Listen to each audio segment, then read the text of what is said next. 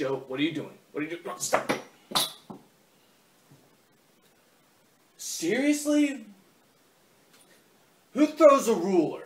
Who throws a ruler at someone's face? You watch yourself, Joe. Oh, hey everyone. Welcome back to another episode of Romeo's Discussions with the one and only Romeo, where I am currently trying to survive certain death by having objects hurled at my face. I'm talking to you.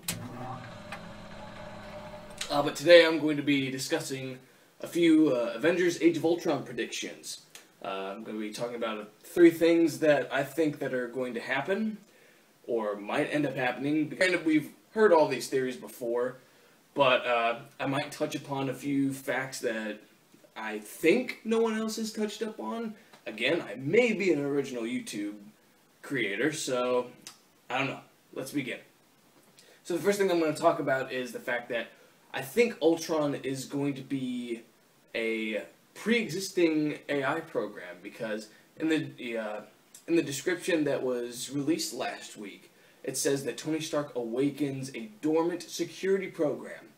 Keyword in that sentence is dormant, and that normally means pre-existing, or it has been existing but not fully functional yet.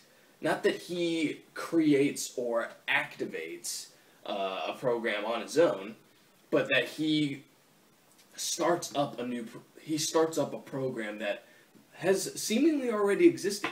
Now, this may tie into the fact that Ant-Man is going to somewhat be set in the 60s, where Hank Pym was the original Ant-Man in the 60s, and it may involve how either Hank Pym or Howard Stark or Alexander Pierce or Nick Fury end up developing Ultron individually or as a collaboration.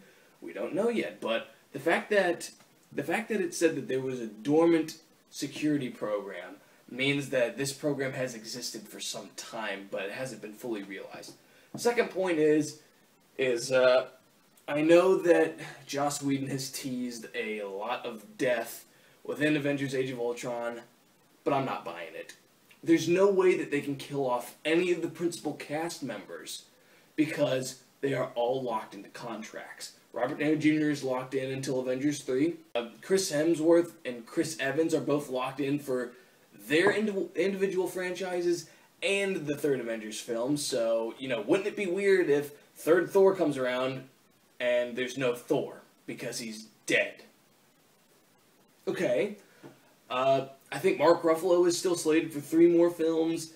I'm not sure if they're going to kill off one of their primary female leads, Scarlett Johansson. And Jeremy Renner has hinted that he's going to be in Captain America 3, so I mean, I think maybe the only people that they could kill off would be either Quicksilver, Scarlet Witch, but they're not pre-existing. They're going to be introduced and then killed. That seems like a logical way to use them.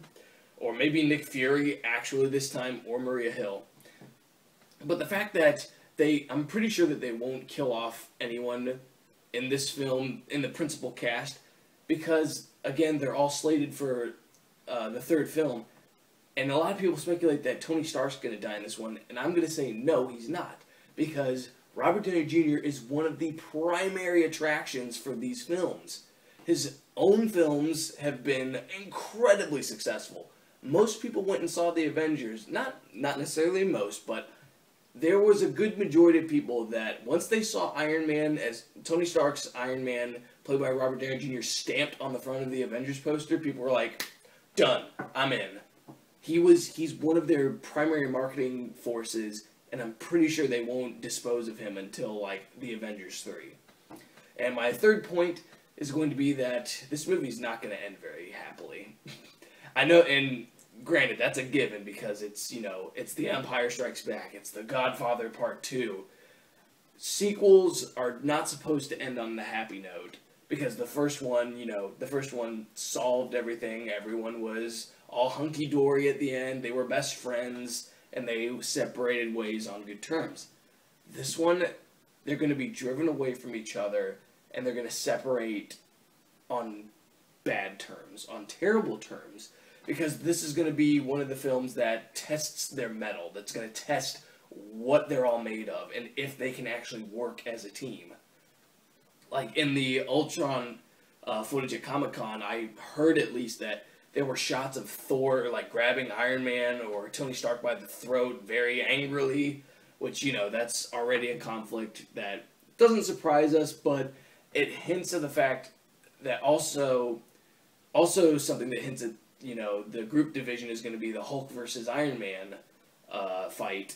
I'm pretty sure there's going to be a Cap versus Iron Man, so it's going to be a clash of all of the principal players that's going to result in them separating ways because of their different ideologies, of their, you know, just of the development that they're going to go through in this film. They'll get back together for Avengers 3, but the end of this film is not going to be pleasant for the Avengers. But those are my thoughts on Avengers Age of Ultron.